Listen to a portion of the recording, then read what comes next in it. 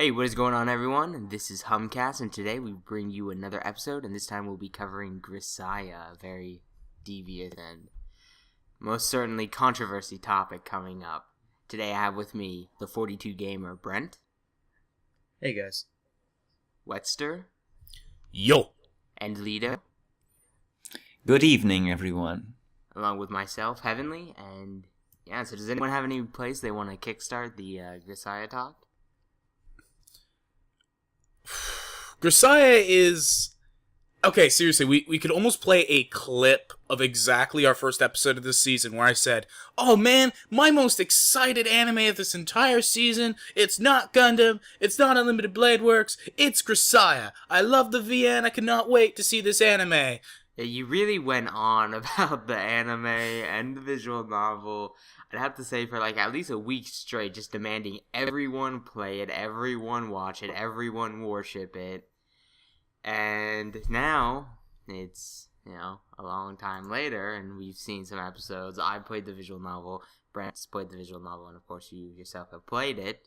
I think we all have played a similar amount of the visual novel, or enough of it to know here and there, and enough to get by compared to the anime at least. So, the anime. This is when things get rough, right? Right.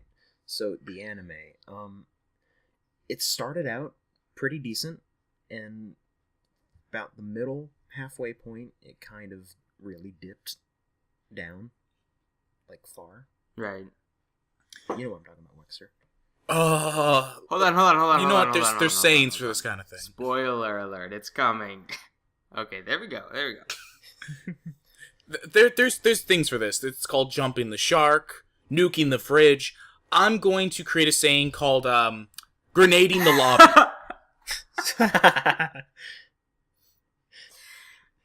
It grenaded the lobby. That was an excellent taste, my friend. Okay, so yeah, Grisaya grenaded the lobby without a doubt.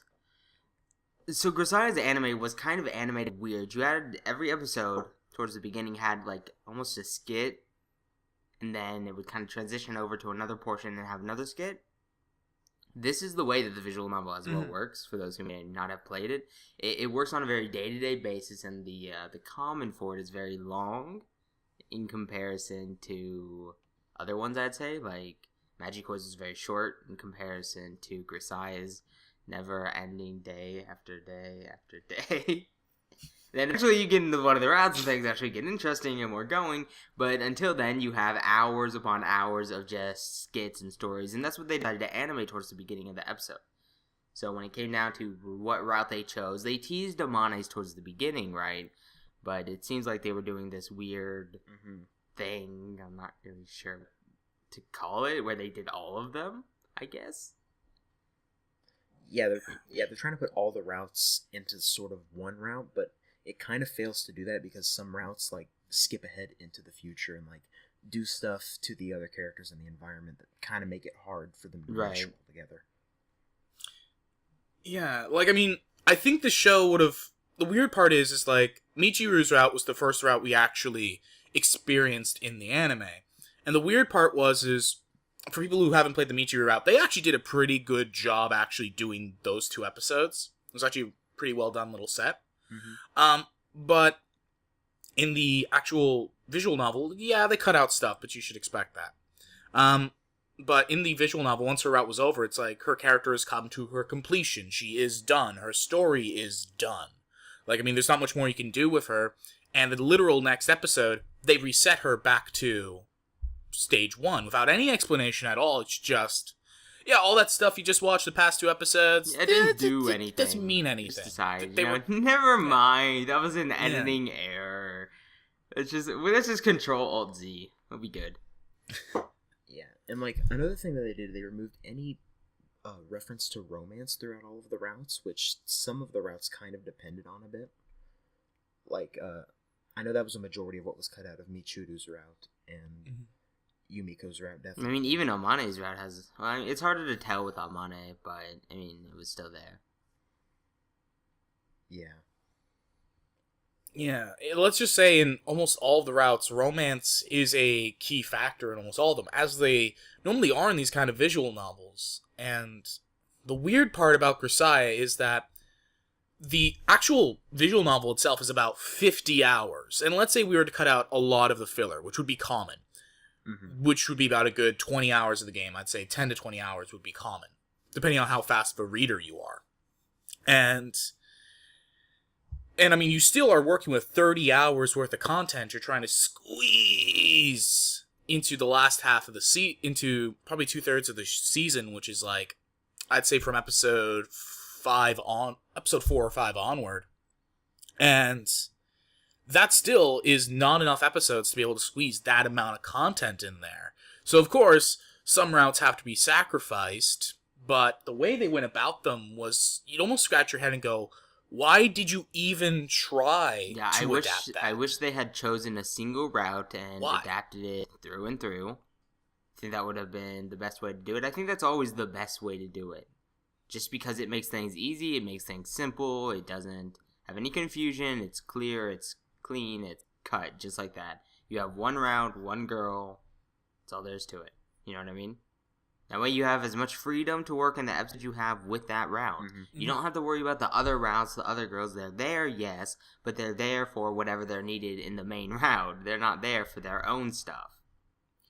And you can almost say adaptations like Clannad actually did a really good job about that.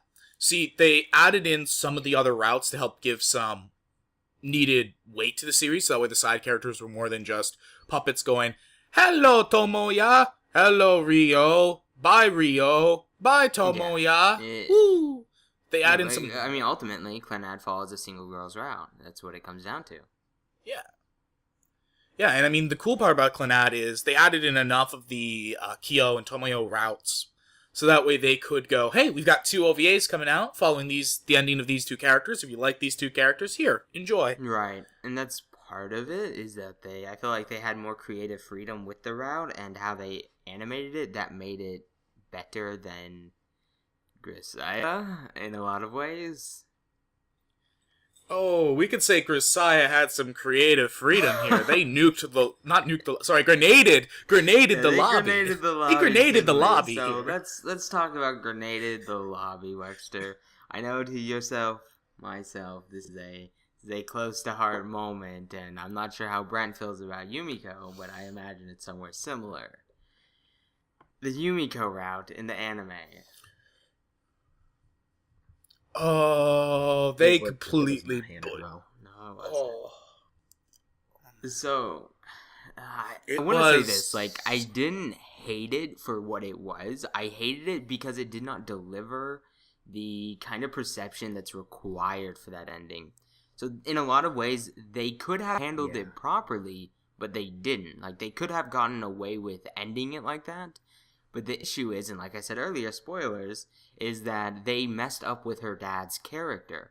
I felt like they didn't emphasize the dislike and the kind of douche he actually was. If you play the visual novel, you're constantly getting, he's not trying to get his daughter back, he's trying to manipulate his daughter into basically becoming exactly like him and handling the company and doing all of this and being the wife of some dude who can, do all this. It's a very manipulative process, in that he wants Yumiko to do as he says, when he says, the whole thing. It's a very controlling aspect, and later on he does have a revelation towards that.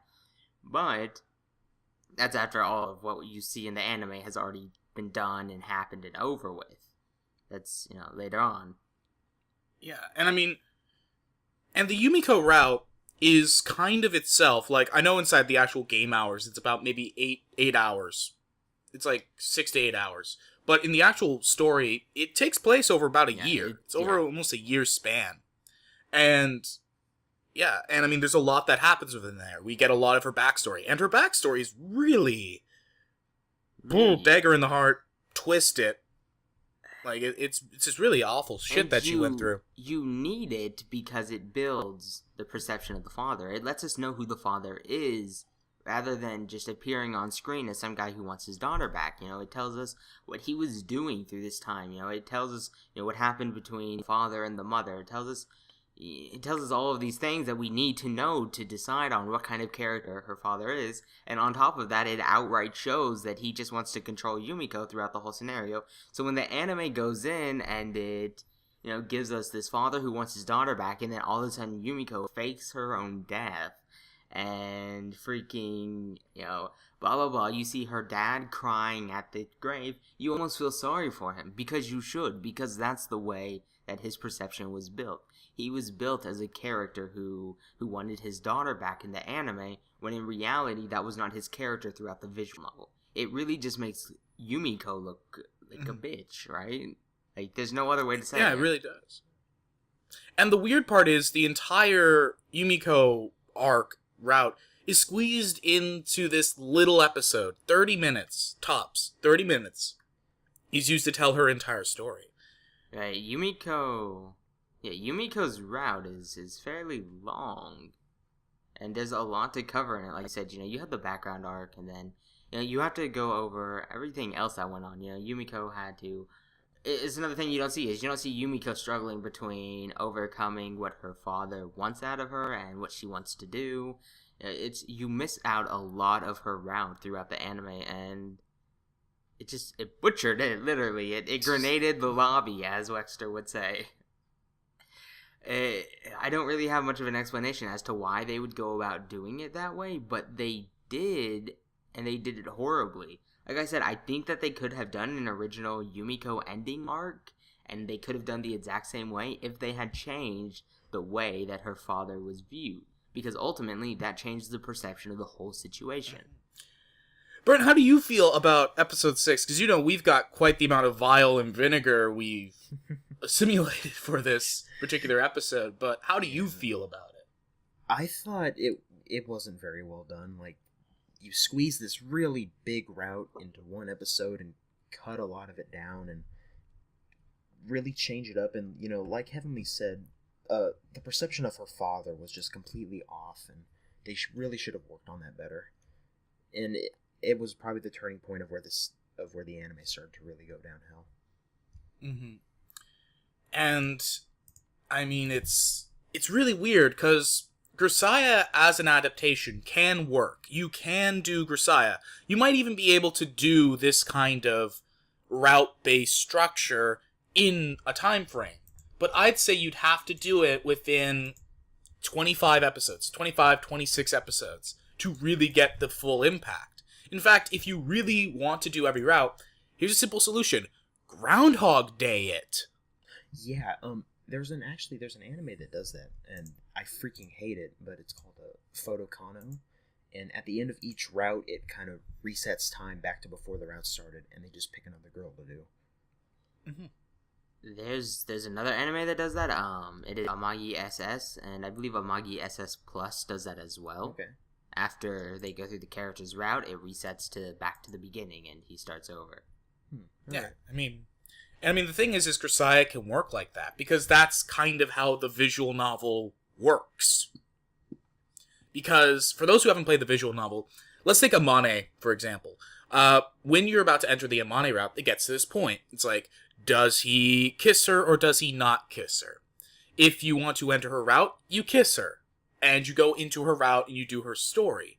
And it's not like other games like Magikoi or Clannad, where it's like this golden day every time. No, it's spanned over a week period where you pick each girl's route, where you go from one segment to another, to another, to another, to another. So Amane's route, literally, if you decide not to kiss her, doesn't affect anything outside if he decides not to kiss her and goes, floop, nope, not doing that. And he goes, walks off, talks to another girl, you get another decision. I mean, you could easily do that in an anime format. There's a lot of ways I think you could do it. I know you guys mentioned the Groundhog Day. I don't really like that way of doing it, kind of in a way, but what would be interesting to see them do is maybe release a Grisaya and call it like a main series, which would cover basically the common for the series, right? And then along with that, they would release an OVA about 3 to maybe 5 episodes of each route. I think that doing it something like that would be interesting. So you watch the common, then you're free to watch the 3 to 5 episodes of each route, and good. So if you don't want to watch one of the routes, you don't have to worry about skipping around episodes. You just don't watch that OVA set. And I mean, Now, it's hard to put that in airing. And I but mean, yeah. the thing is that Grisaya, even then, let's just leave the Yumiko route as its own festering thing that happened in the anime. And let's even talk about everything post Michiru route, is kind of, even then, really condensed, really not focused, really not there. It's still kind of jumbled and, like, So I did not watch anything past the Yumiko route because I did not want to continue watching it because I felt like they kind of just ruined things in a way that's, I think, disrespectful to the story. They didn't change things. They really ruined them. Like, there's a difference between changing something and ruining something. You change something, you alter it and keep its original form. You ruin something, you break it. It's done. And because of that, I couldn't really continue it. Like, I liked Sachi a lot in the visual novel, but her episode followed after the Yumiko episode, so I just didn't watch it. And I didn't watch anything past that, just because I don't have an interest in it anymore. Because I don't want to know what they're going to do. And I mean, I watched the Sachi episode, and it did a more faithful job, I'm going to use air quotes here, at adapting her route than Yumiko. Air quotes, faithful. But even then, it's only one episode. It's major league condensed. Like, I mean, it's so condensed. Like, we were scene jumping all over the place. One moment, she's in a classroom, just pissed herself, and then another moment, we're in a fucking gymnasium, and then we're over here, and then we're over there, then we got backstory. It's just, whoa, slow down, 8-bit. Slow the down. Well, yeah, and with Sachi's route particularly, you have two backstories you have to cover. You have to cover Sachi's backstory, and then the backstory between Sachi and Yuji. So, on top of that, you have to cover, what's going on. It's hard to do that in a single episode, I think. In fact, I'd say it's nearly impossible in a 20-minute episode. I don't feel like I'm going overboard in saying that. Because it's a lot of information you've got to squeeze into a small little bubble to understand everything. Yeah. After that, I did not watch the Machina route at all, or as Heavenly likes to romantically put it, I don't give a fuck too. Yes. I did not watch her route at all. I'm just gonna ask Brent, did you happen to watch the few episodes that did cover Machina?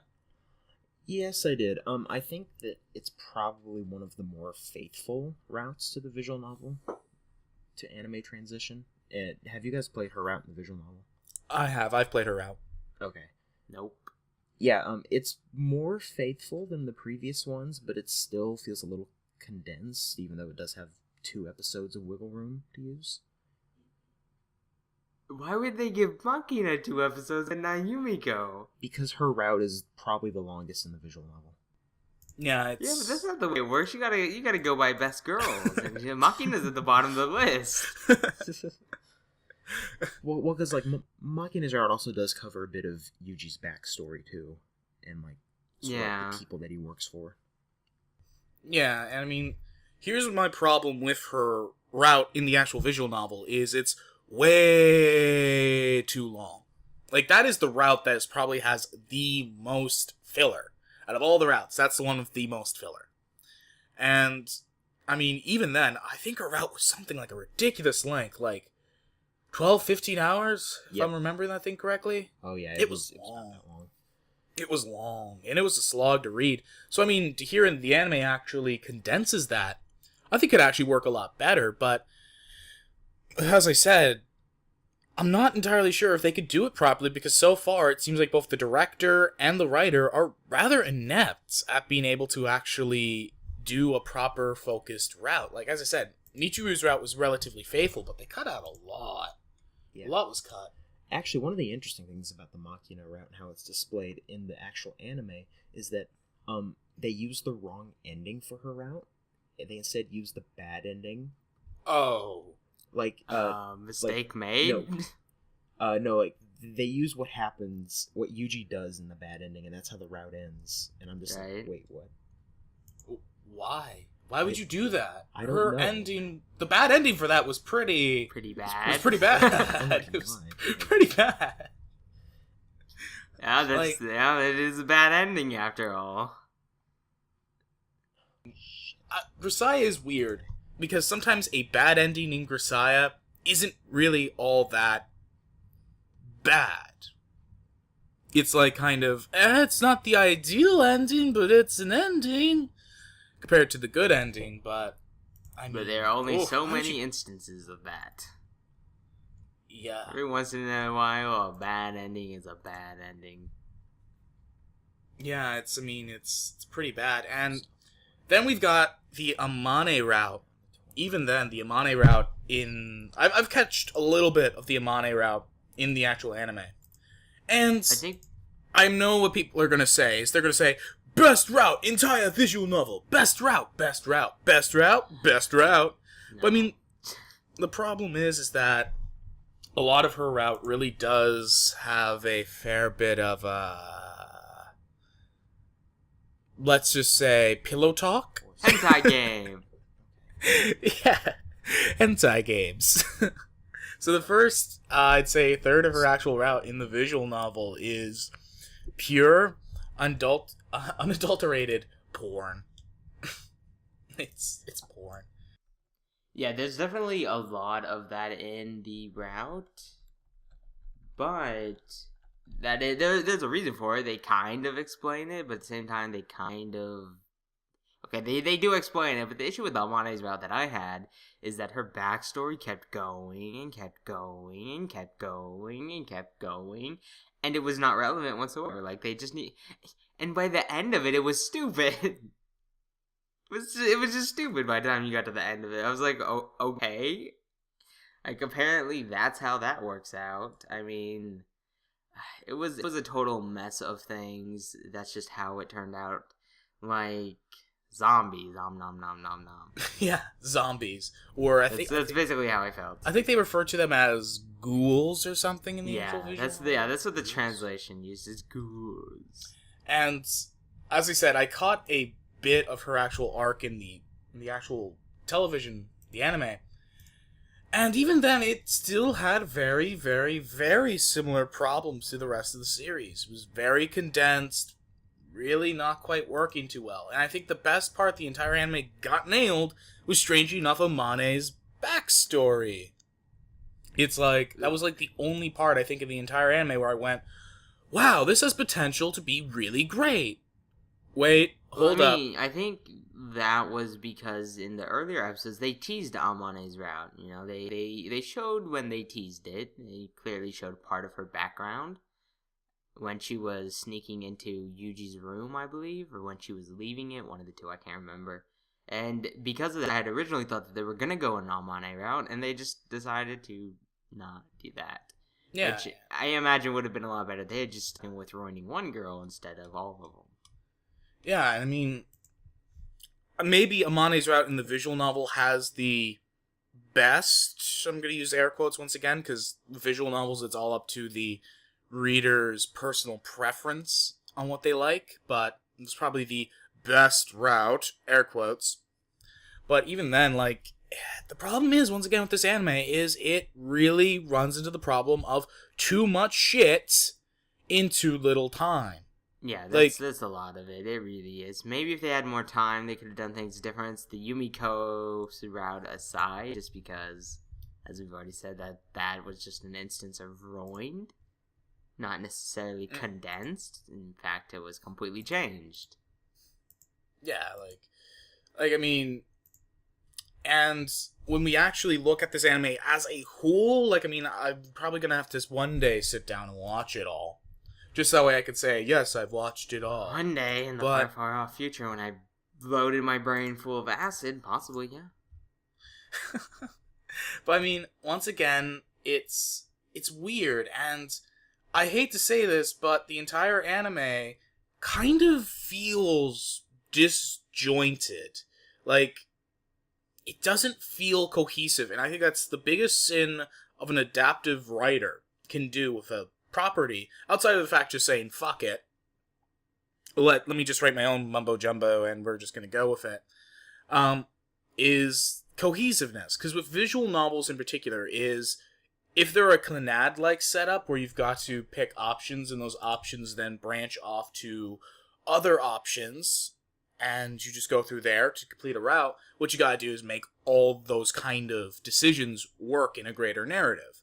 For something like Grisaya, Magikoi, and other series like that, is you have to be able to cohesively work all these routes in together in a way that does not like make it completely fall apart. Yeah, I mean, you had to ultimately make two decisions, and that is, what's the main character gonna do, and what do we want to do with the main character? Because those are the two kind of deciding factors, you know? There's a difference between Magikoi and Grisaya. Grisaya decided they wanted to choose all the characters. Magikoi didn't really choose anything specific, as far as I remember from the anime, at least. It was a very harem-ish style, right? There was no solid ending or anything, if that makes sense. Yeah, and I mean, despite the fact that, as I look back on the actual anime after, spending way too much time playing that visual novel series, it's kind of inoffensive. Like, yeah, I'm kind of disappointed they didn't adapt a particular route for the anime, like A gave. Momoyo's route would have probably been the two better routes they could have picked. But at the end of the day, it's not really an offensive anime. It's just kind of mindless fun and mindless schlock. I mean, it was good, too. It was enjoyable to watch. Yeah. I really do like the Magikoi, and I was hoping that it would get another season, but I don't think that's going to happen. No, probably not. And that's the disappointing part, but I mean, comparing Magikoi to Grisaya is Grisaya then tried to it tried to do everything. And the problem is, especially with these longer games, is you can't do everything. You really can't. And it's just kind of brain exploding. It's weird, because as I look at this anime as a whole, it's not really cohesive. Like, I'm looking at right now the jump between the Michiru part of the anime to the Yumiko part of the anime is, as I said, when you watch that part, it just resets. It's like the next day, new drama, right? Yeah, it's like, next day, why is Michiru's hair blonde? Why is the little romance thing we had going on between him and her gone? It's like, it doesn't really even explain that or do it in a way that makes you go, trigger in your mind going, oh, he did something different. He made a different decision. It's just kind of... It's kind of complicated in the way that they did it, because they didn't do anything which was blatantly obvious to indicate that they were doing, this. Okay, we're going back and choosing another route. Brett mentioned, Fudo Kano, and I mentioned Amagi SS, but Amagi SS does it in a very solid way. As soon as you get done with the route, the girl for it, it basically resets from the beginning, same thing, etc. And then he goes through the same stuff, and then the only difference is there's a different girl, and he makes a different decision, and that causes a different route to be chosen. And in a lot of ways, that's how they kind of did the whole Groundhog Day, right? Yeah, and I mean, that's ultimately how we come into this, is... Brent, as a whole, I know you have yet to actually fully complete the anime, but how do you feel about the transitions and the overall cohesiveness of this anime? Do you think it works? Do you think it just kind of fumbles the ball here? I think it works to an extent, but at the same time, it does fumble the ball. Like, I think it... Like, the way how they're adapting it, I see what they're trying to go for. And I think it kind of works for what they're trying to do, but as an adaptation of the visual novel and being a faithful adaptation, I think it's failing. Yeah, and it's hard to really pin where exactly you go when you want to do that, if that makes sense. Like, how do you make it cohesive, right? Because you gotta jump from nowhere to somewhere, and you're gonna have to make a decision. Eventually, the character has to go back, or you need to branch off in some way. If you make it an OVA, it's pretty easy to say, this OVA covers Yumiko route if Yuji didn't pick whatever, if whatever happened. But at the same time, if you completely take that situation and make it into one series, you have to find a way to make it work. I think Amagi SS made that work, but in Grisaya's case, they kind of just went the next day, continued from where all the characters already were, but just reset what happened in their episode, which caused it to make no sense. Mm-hmm. Yeah.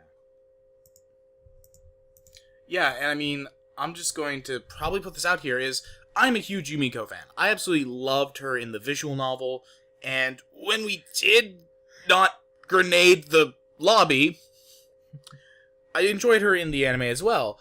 I think I would be willing to not have her be the adapted main heroine if they just stuck with one route. If they just went, yo, we're going to do Amane.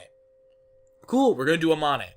Awesome. Just make that clear from the beginning. And then we get back to the actual opening of the anime, and it feels like very misleading.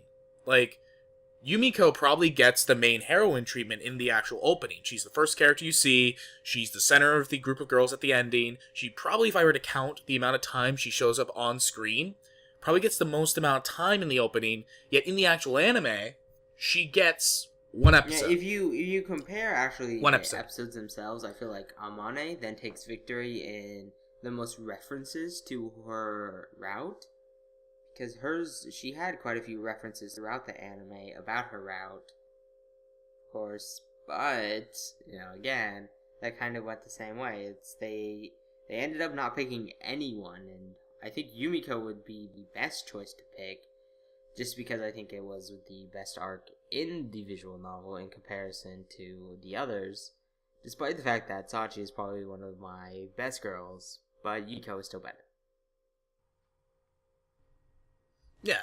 I mean, when it comes to the actual anime adaptation part, you have to always do this with a visual novel. And I think this is where you can get kind of disappointed. And I think, strangely enough, Ufotable, with the way they do the Fate series, probably do this the best.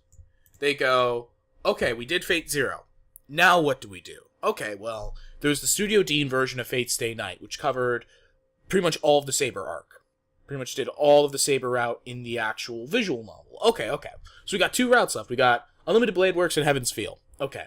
We could try to incorporate those two routes into one show, or we can say, no, we're going to focus on this one route, and then we're going to do a small little movie at the end of the entire thing that's going to cover Heaven's Feel. Right, they kind of just chose to branch off, and that's something they could do, mainly because of the resources they had available to them. Obviously other shows can't go around doing that willy-nilly. But in their case, they did it, so they made the good decision to do that. Yeah, and then we look at Clannad, and despite what people feel about Clannad, there are people who love it, there are people who hate it. I'm kind of in the camp where Season 1 was, it was enjoyable, it was kind of good, but After Story was pretty thumbs up amazing. Most people, when they say they like Clannad, are speaking about Clannad After Story, not Clannad itself. Yeah. The first season of Clannad is pretty dull, it's pretty boring. It's really only towards the end, the second season, where things pick up. Yeah, and if we were to actually look at the way Clannad was done, it's a pretty great adaptation. If you even just look at it from just even a view, like from a third person. Like, you aren't watching it as a viewer, you aren't watching it as something like that. You are just looking at it from pure adaptation standpoint. It did a pretty solid job. Granted, I'm in the camp where the Fuko arc can literally go off a cliff. Like, that was 9 episodes I'm never going to get back. But They were an enjoyable 9 episodes at least. they were an enjoyable 9 episodes at least. But it was 25 episodes, and they, from the beginning, they made it clear. Nagisa is the main heroine. Okay, cool.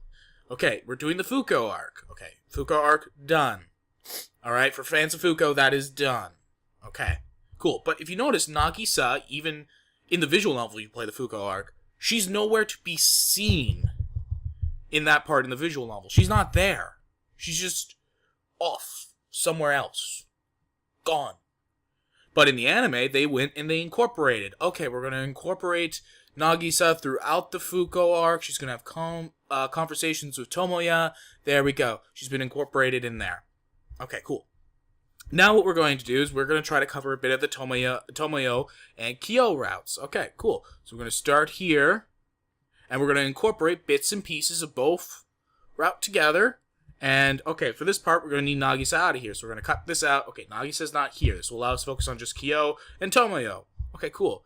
Okay, so we're at the end of this. Okay, we're going to end it. We're going to make his decision of what character he truly loves. There we go. Done. Nagisa, done. We're going to cover part of her part in Clannad at the end. Okay, covered, done. Okay, let's after story this bitch. If you look at it from that, it's a very delicate balance they did on just an adaptation of a visual novel. Yeah, well, I think the most important thing is they most likely went into it with an idea of whose route they were going to pick. I think that was a decisive factor. Because, like I said, I really do feel like they were leaning towards the Amane arc in the earlier areas of the the anime of Grisaya, and then all of a sudden just ignored it, because they did tease it, so, I mean, it would make sense that they were going to pick her, right? Yeah, and I mean, it's kind of weird when you say that, because people are going to say, visual novels cannot be properly adapted into anime. That is not true.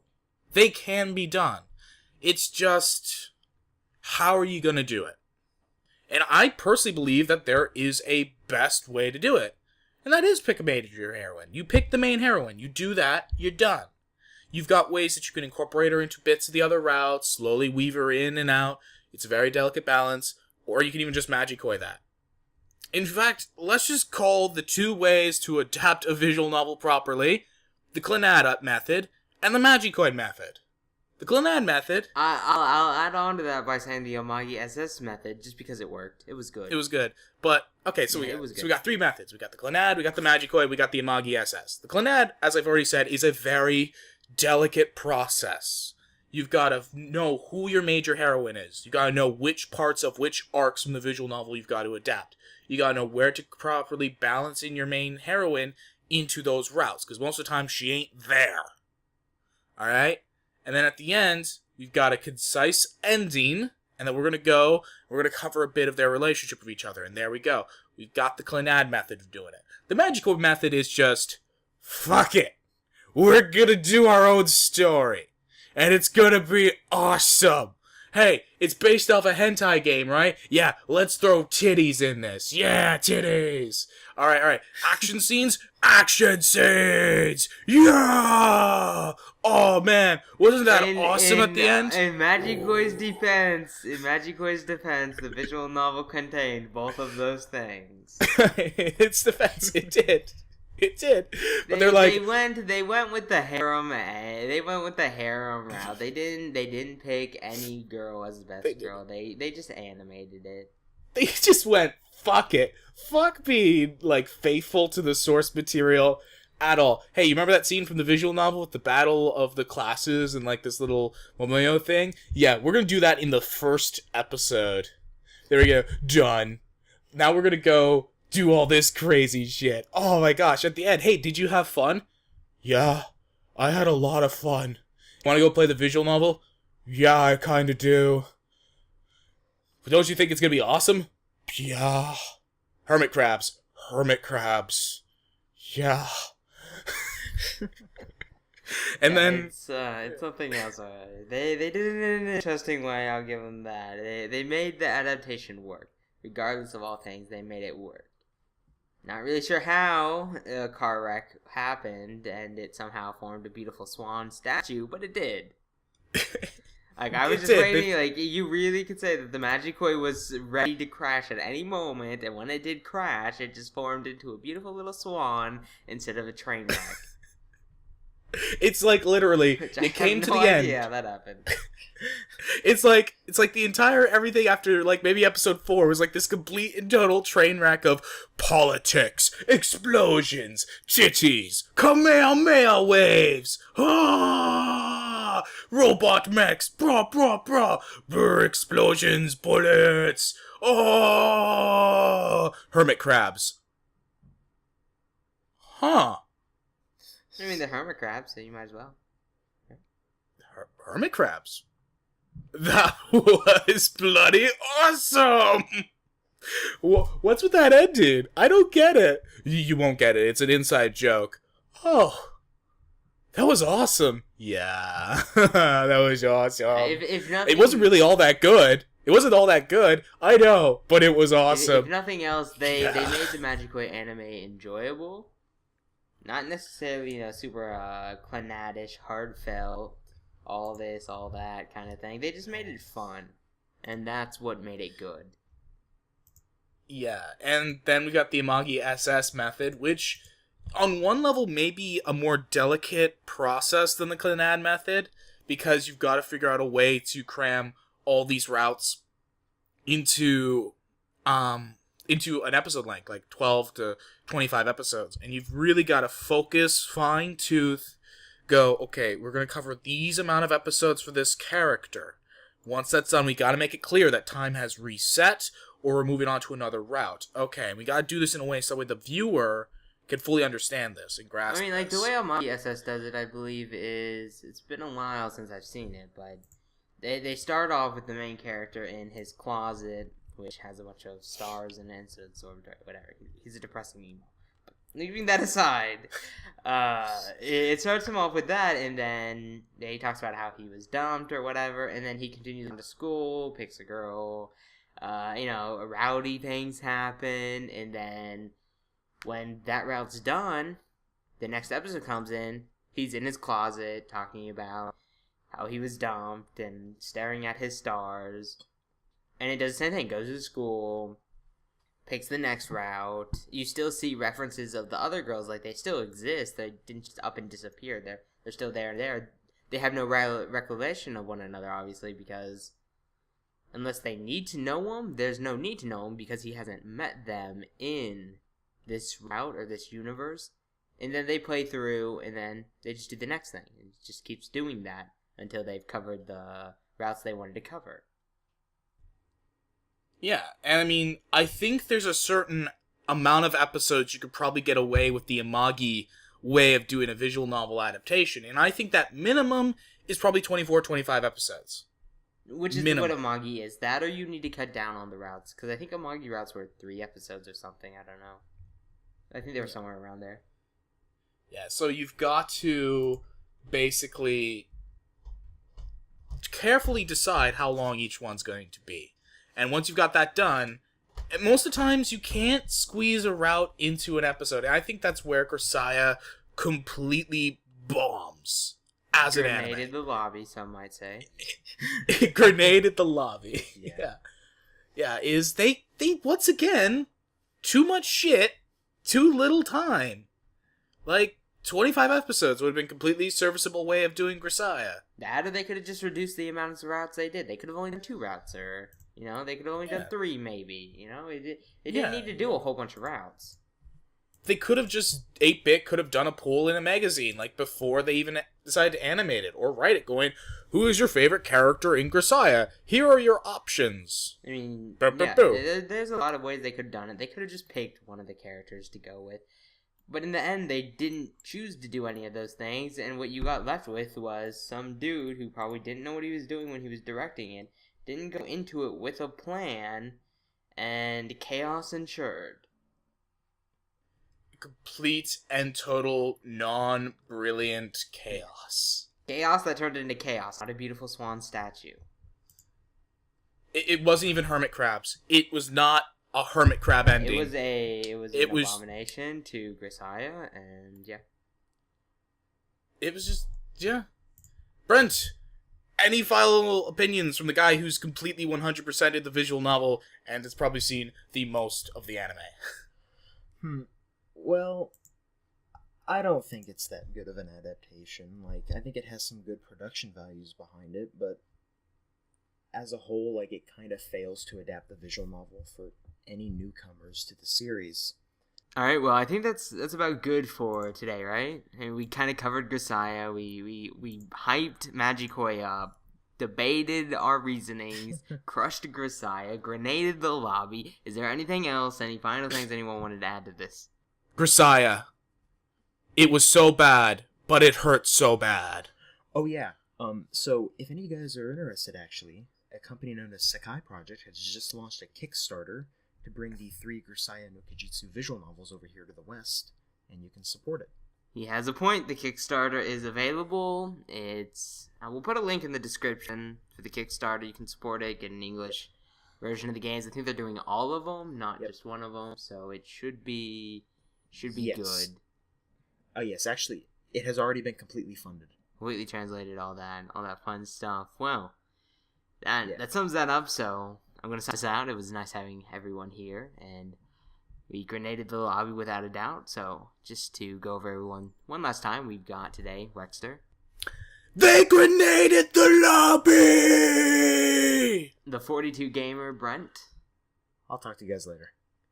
And of course, the one and only Lido. Goodbye, everyone.